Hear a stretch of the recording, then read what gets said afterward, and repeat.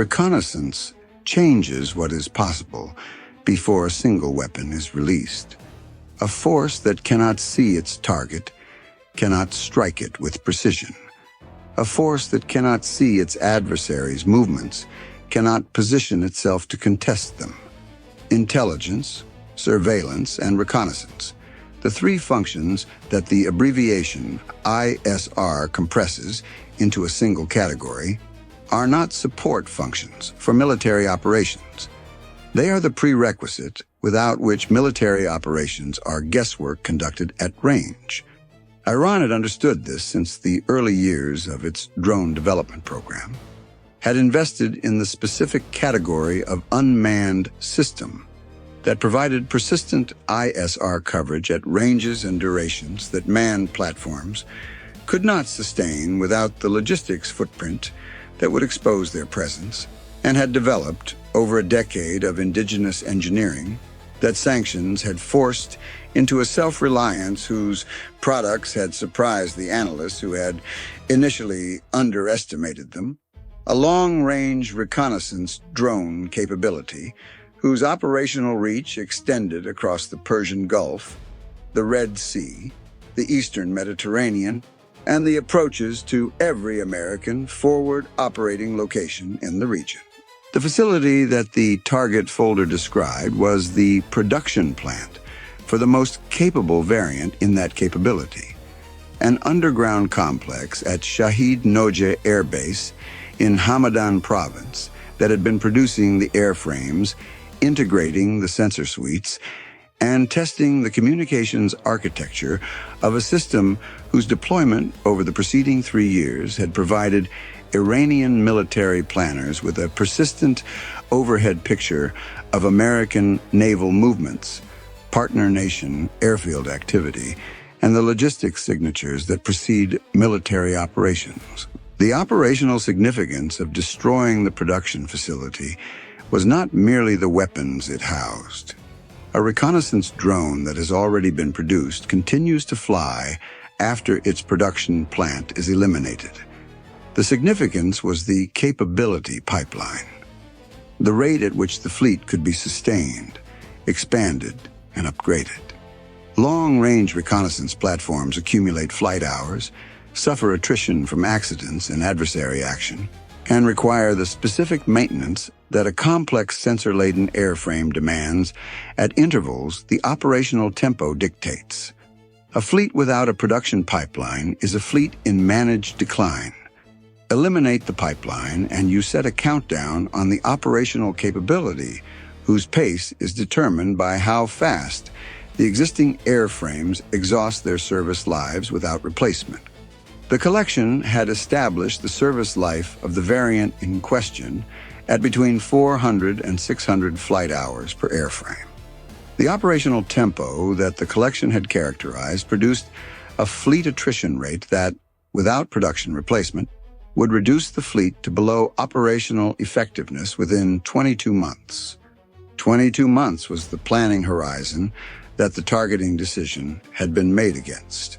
The facility's physical architecture had been designed around two requirements that the Shahid Nojeh Air Base location made possible, and that no previous Iranian drone production site had achieved simultaneously: proximity to a runway capable of supporting test flights of completed airframes, and depth sufficient to protect the production infrastructure from the kind of conventional strike packages that Iranian military planners assessed as the primary threat to surface and near-surface facilities. The underground complex sat 48 meters below the base's secondary maintenance apron, deep enough in the consolidated limestone of the Hamadan highlands to require a penetrating weapon that had been specifically engineered for this category of target and positioned such that its access tunnels connected directly to a reinforced hangar whose blast doors could open onto the secondary apron for test flight operations, while the hangar itself showed no surface signature, distinguishing it from the standard maintenance infrastructure of an active military airfield. The depth of 48 meters in consolidated Hamadan limestone presented a fusing challenge that the weapons engineers had addressed with a solution whose confidence level, 83%, reflected the specific characteristic of the formation that made it more variable than the Makran limestone of the Jask mission or the dry desert sandstone of the Semnan mission. The Hamadan highlands, limestone had experienced tectonic stress that had introduced microfracturing throughout the formation at a scale and distribution that the geological survey could characterize statistically, but not map precisely. Microfractured limestone has local density variations that are not predictable at the resolution of the survey data available. The fusing algorithm had been developed to treat these variations as bounded statistical noise, adjusting its detonation depth estimate within a confidence interval whose width reflected the microfracturing's statistical characterization. 83% confidence that the detonation would occur within the interval that produced the required overpressure loading on the production chambers. 17% was documented. The planning accepted it. The B-2 Spirit assigned to the mission lifted off at 10:19 p.m. The routing to Shahid Nojeh from the forward operating location required 12 hours and 51 minutes, a profile whose length placed it in the extended duration category that the physiological management protocols addressed with the specific rigor that missions whose release points fell in the fatigue accumulation window required. The pilot had been on this aircraft for 14 years. He had developed the specific relationship with fatigue that only comes from repeated exposure to its management. Not the management of a condition to be minimized, but the management of a resource to be allocated, deployed at the moments that required it, and conserved at the moments that did not. 12 hours and 51 minutes to the release point. He allocated accordingly. The approach corridor had been planned to minimize the combined exposure to the two most capable systems in the Hamadan sector's long-range coverage. A Bavar-373 battery north of the base, oriented toward the approach from the Caspian and northern borders, and an S-300PMU-1 battery south of the base, covering the approach from the Gulf direction. Both systems had been positioned to cover what the Iranian military's threat assessment weighted as the primary threat vectors. The mission's approach was from the northwest, a vector that exploited the coverage geometry's specific weakness at the point where both systems' northwest sectors were at suboptimal sensitivity simultaneously. The northwest approach added 23 minutes to the flight time. The 23 minutes were a margin identical in character to every margin the planning had ever taken, unremarkable in themselves, collectively decisive. The tanker contact at 2:47 a.m. completed in 14 minutes over the northern Arabian Sea. The second contact at 11:14 a.m. east of the Strait placed the aircraft at its final fuel state. The mission commander tracked the approach corridor timing against the EW package's activation window and confirmed the schedule through the data link. Both elements were aligned. The mission was on profile. The EW package activated at 10:34 a.m. local time, 38 minutes before the planned initial point. 3 EA-18 G Growler flights from the carrier group in the Gulf managed the long-range system suppression. The northwest approach geometry gave them a favorable aspect against both the Bavar-373 and the S-300PMU-1, placing both systems in a jamming geometry closer to optimal than the series' southern approach missions had typically produced. The land-based EW asset from the Gulf Partner Airfield covered the base's inner defense ring. The activation produced the Iranian operator response that the planning had modeled. Frequency cycling on both long-range systems within 90 seconds, the cycle rates consistent with a well-drilled operational posture rather than a surprised response. The Iranian air defense operators at the Hamadan sector were experienced. They cycled their frequencies with the precision of personnel who had practiced this response regularly. The Growlers followed each cycle within the response latencies the planning had modeled. Both long-range systems were suppressed at adequate effectiveness throughout the approach. At 11 a.m., 15 minutes before the planned initial point, the land-based EW asset reported a frequency anomaly in the inner ring suppression picture. One of the two Tor M1 batteries in the base's defense ring had shifted to an operating frequency that was outside the pre-mission database characterization. Not a frequency hop in response to jamming. The battery had not been jammed yet at its previous frequency. It was a pre-activation frequency selection that had placed the battery on a channel the database had not mapped as part of its operational repertoire. The anomaly was not outside the EW asset's coverage capability. The asset had suppression capacity across the full Tor M1 frequency range. But covering an unmapped frequency required drawing from the general purpose allocation rather than the pre-targeted suppression, which was both less power efficient and less precisely tuned to the specific emission characteristics of the individual battery. The EW officer managing the inner ring adjusted the allocation at 11:01 a.m., redirecting suppression from the general purpose reserve to the anomalous frequency. The adjustment reached full effectiveness in 9 seconds. In those 9 seconds, the Tor M1 battery on the base's northern perimeter ran 2 acquisition sweeps on its unmapped frequency. The first sweep returned a contact at 19% detection confidence. The second returned 26%. The battery's tracking processor flagged a developing contact. The operator noted the flag and reported it to the base air defense controller at 11:01 a.m. and 14 seconds. Before the EW adjustment had reached full effectiveness, before the third sweep would have run in a suppressed environment. The report was accurate and timely. 19, then 26% on an unmapped frequency during a sector jamming event. Below threshold, rising trend, duty of care required reporting.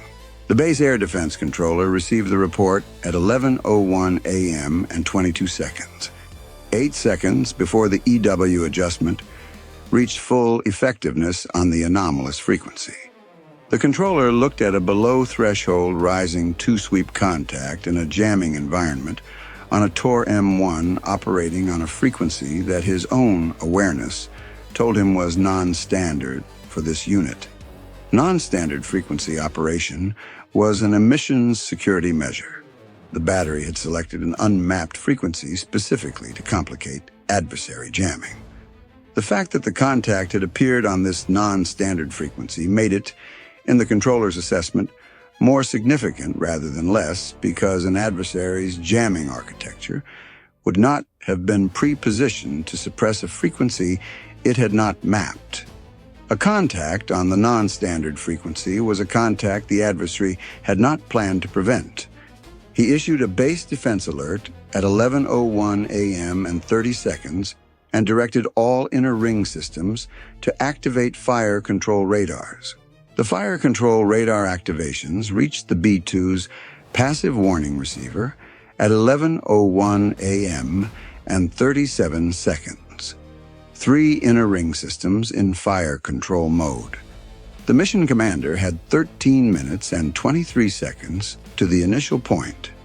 He transmitted the maximum suppression code to the EW architecture, both Growler flights and the land-based asset, redirecting available power to the activated fire control frequencies. Maximum suppression reached the inner ring systems within 8 seconds of the code transmission. The Tor M1 fire control radars degraded under the suppression. The battery that had produced the 2 rising confidence returns had its fire control radar suppressed before it completed its 3rd sweep at fire control power levels. But the base alert had already been issued.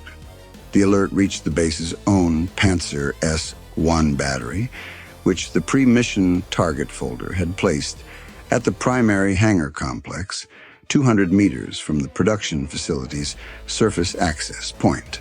The Panzer activated at 11:01 a.m. and 14 seconds after the base alert was issued.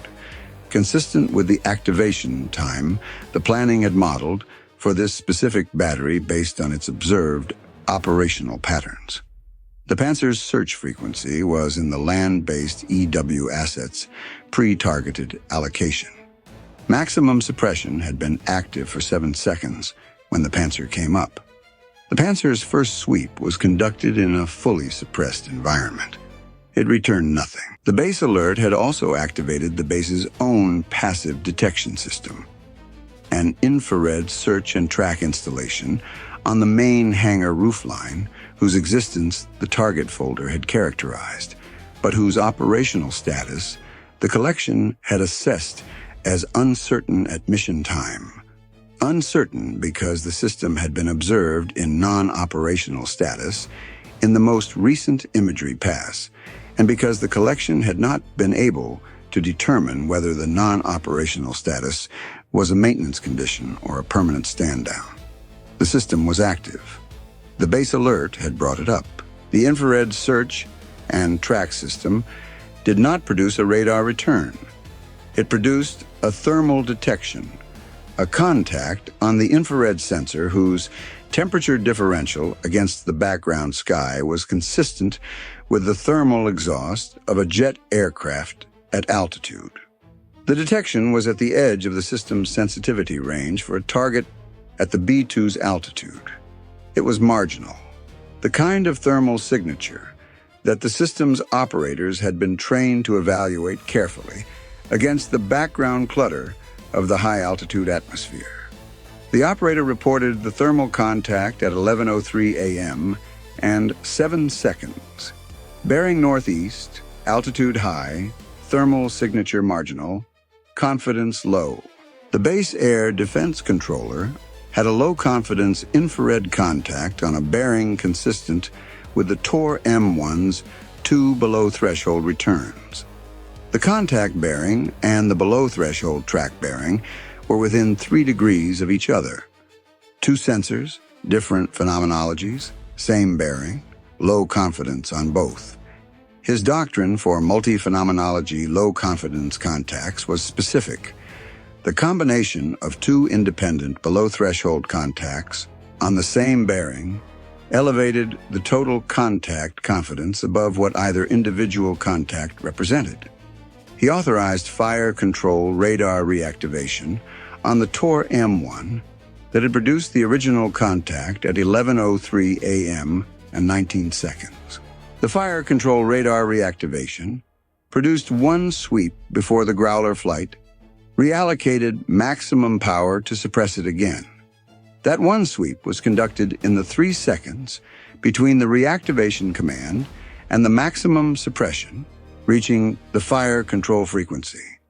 In those 3 seconds, the fire control radar was operating at full power against an uncompromised target. The return it produced was 44% detection confidence, above the base alert's reduced engagement threshold of 40%.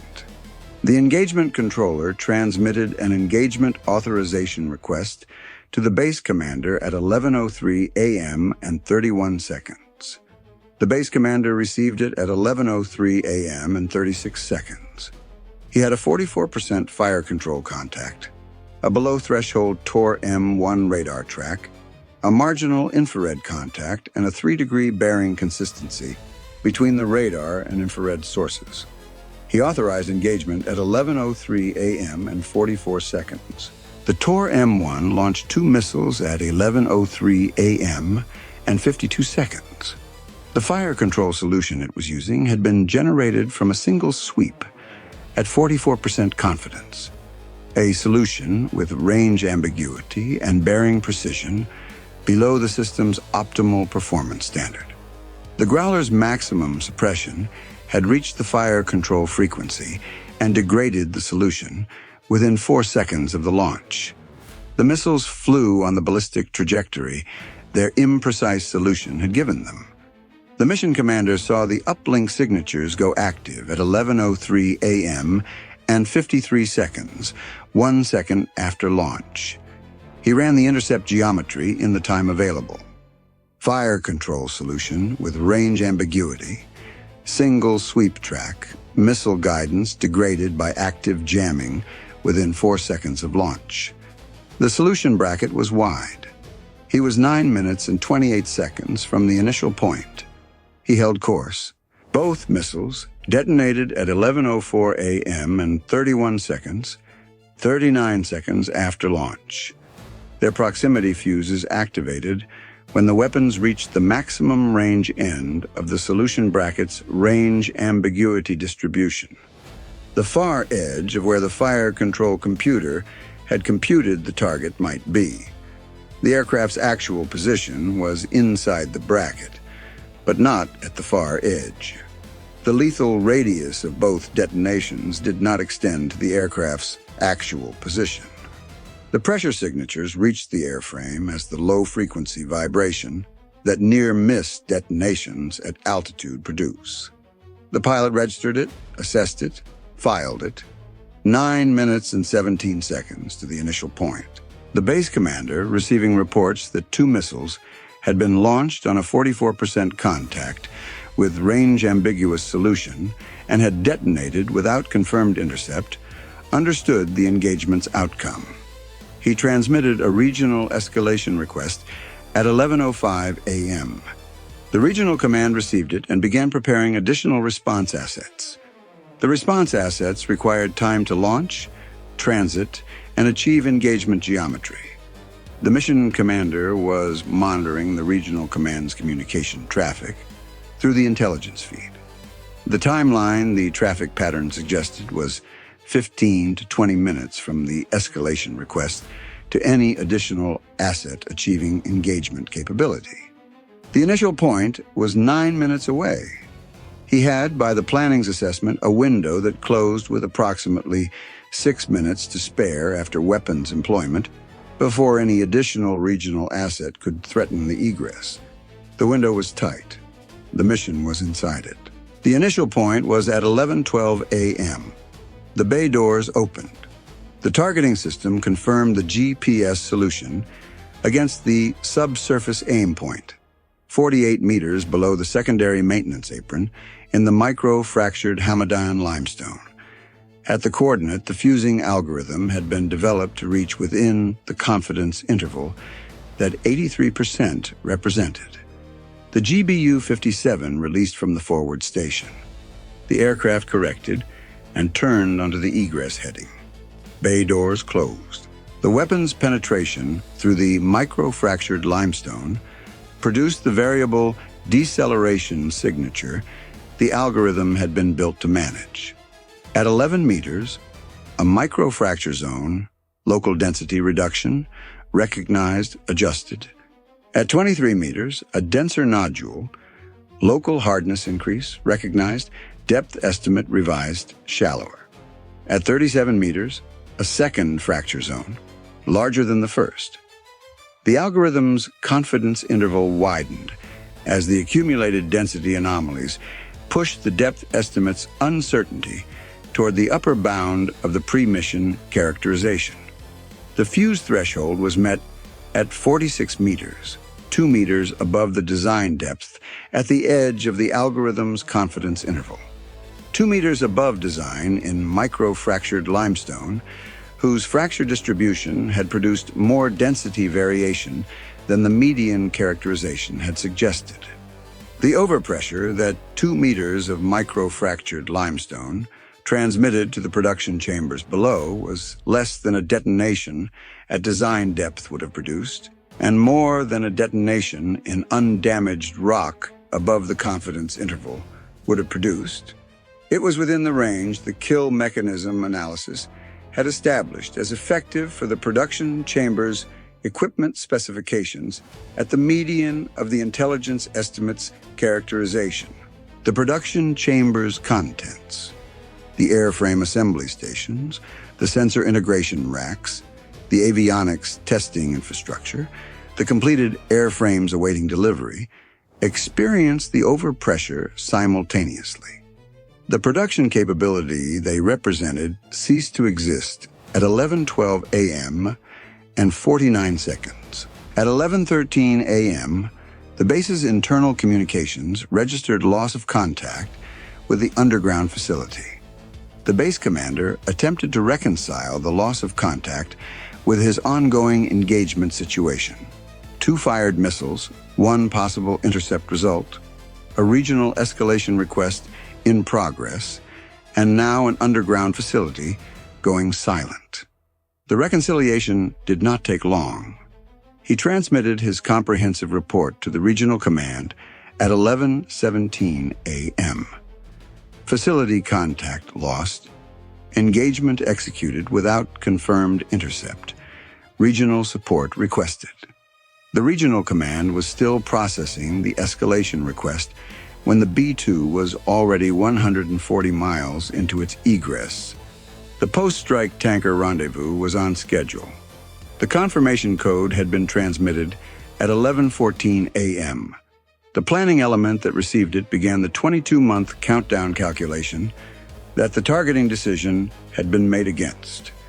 The countdown now started from 0, reset by 48 meters of limestone and the 46 meters the weapon had actually reached before the physics resolved. The numbers that closed the package: 12 hours and 51 minutes of flight time, 1 GBU-57 massive ordnance penetrator in a single pass, 1 Tor M1 on an unmapped, non-standard frequency that produced a 2-sweep rising confidence contact before the EW adjustment reached it, 1 infrared search and track system whose operational status the collection had assessed as uncertain, active, producing a marginal thermal contact that provided the second independent sensor-bearing confirmation, 1 fire control sweep at 44% on a reactivated radar in the 3 seconds before maximum suppression, above the reduced alert threshold,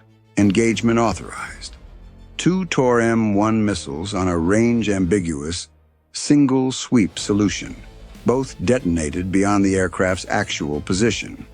Detonation at 46 meters, 2 meters above design, at the confidence interval's upper edge, effective at median equipment specification. 0 aircraft lost. Production facility eliminated. The long-range reconnaissance drone pipeline, whose output had been providing Iranian military planners with persistent overhead coverage of American and partner nation operational activity, was set back to the planning horizon the targeting decision had established as the operational objective. Reconnaissance capability without production. Replacement is a fleet counting down to operational irrelevance. The count began at 11:12 a.m. and 49 seconds. The airframes that will not be built to replace the ones that wear out are the measure of what the mission achieved. Not the rubble, not the equipment, but the absence of what would have existed in their place. The absence has no visible signature. The absence is the outcome. The limestone holds the fractures it always held. The production chambers beneath them hold something different now. Nothing.